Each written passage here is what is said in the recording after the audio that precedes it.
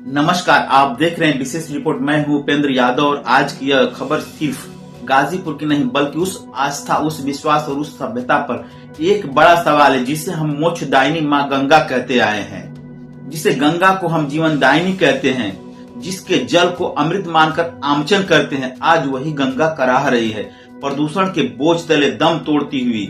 गाजीपुर में गंगा की स्थिति अब चेतावनी नहीं बल्कि संकट बन चुकी है। जिले में 35 नाले, जी हाँ पूरे 35 नाले अपना गंदा, जहरीला और बिना ट्रीटमेंट का पानी सीधे गंगा में उड़ेल रहे हैं। इनमें से 18 नाले अकेले गाजीपुर शहर के, जो प्रतिदिन करीब 37.15 MDL सीवेज गंगा को प्रदूषित कर रहे हैं।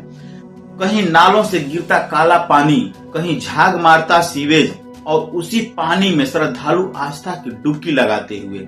यह तस्वीरें किसी दूर दराज की नहीं है, ये तस्वीर है ददरी घाट, चीतनाथ, कलेक्टर घाट, स्टीमर घाट, राम घाट, अंजनी घाट, पोस्ता घाट, सिकंदरपुर और बड़ा और छोटा महदेवा जैसे उन घाटों की, जहां हर पर्व, हर तिथि पर श्रद्धालु स्नान के लिए पहुंचते हैं। सवाल ये है कि क्या ये वही गंगा है जिसे स्वच्छ बनाने के लिए हजारों करोड़ रुपए खर्च किए गए?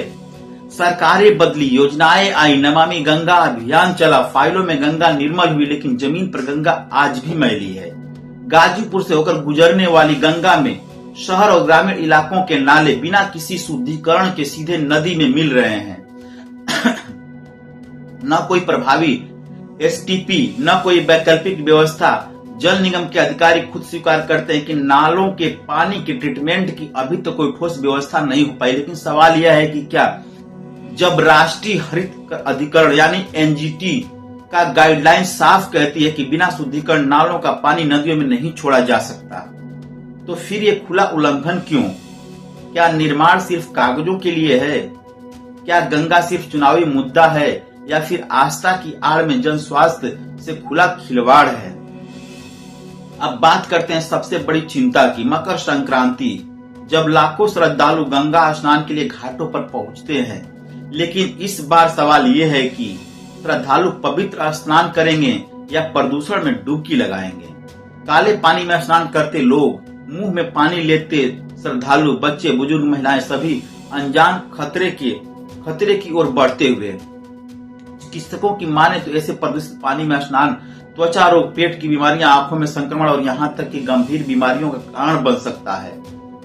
सीवेज मिला पानी बेहद खतरनाक होता है, इससे इंफेक्शन का खतरा बहुत अधिक बढ़ जाता है।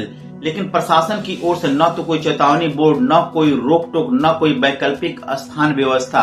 जब प्रशासन जानता है कि गंगा का पानी नहाने लायक नहीं है, तो फिर श्रद्धालुओं को खुले खतरे में क्यों छोड़ा जा रहा है? अब सवाल उठता है जिम्मेदारी का। नगर पालिकाएं कहती हैं काम जल निगम का है, जल निगम कहता है बजट नहीं है, और प्रशासन कहता है प्रस्ताव शासन में है। और इस फाइलों की दौड़ में हार रही है सिर्फ गंगा। नाले में गिरता कचरा, प्लास्टिक, घरेलू गंदगी, पूजा सामग्री, सब कुछ गंगा में समर्पित। यह वही गंगा है जिसे हम माँ कहते हैं, लेकिन व्यवहार नाले से भी बदतर है। स्थानीय लोगों का कहना है कि बरसों से यही हाल है। हर साल वादे होते हैं, हर साल तस्वीर वही रहती है। नेता आते हैं, फोटो खिंचवाते हैं, फिर सब भूल जाते हैं। गंगा सिर्फ नदी नहीं, यह हमारी संस्कृति है, हमारी पहचान है, हमारा भविष्य है। लेकिन अगर यही हाल रहा तो आने वाली पीढ़ियां गंगा को किताबों में पढ़ेंगी। हकीकत में अब सवाल सरकार से, क्या मकर संक्रांति से पहले कम से कम अस्थायी व्यवस्था की जा सकती है? क्या नालों को डाइवर्ट नहीं किया जा सकता? क्या चेतावनी बोर्ड नहीं लगाए जा सकते? और सवाल समाज से भी, क्या सिर्फ सरकार को दोष देना काफी है? क्या हम खुद कूड़ा, प्लास्टिक, पूजा सामग्री गंगा में डालना बंद करेंगे? अगर गंगा बचेगी तो हम बचेंगे, अगर गंगा मरेगी तो हमारी आस्था भी दम तोड़ देगी। आज जरूरत सिर्फ योजनाओं की नहीं, इच्छा शक्ति की, सिर्फ भाषणों की नहीं, जमीनी कार्रवाई की। मोक्षदायिनी गंगा आज मोक्ष नहीं, मदद मांग रही है। सवाल ये है, क्या हम उसकी पुकार सुनेंगे? इसी सवाल के साथ मुझे दीजिए इजाजत। आप देखते रहिए सच्ची, बेबाक और जमीनी पत्रकारिता। मैं हूं उपेंद्र यादव। नमस्कार।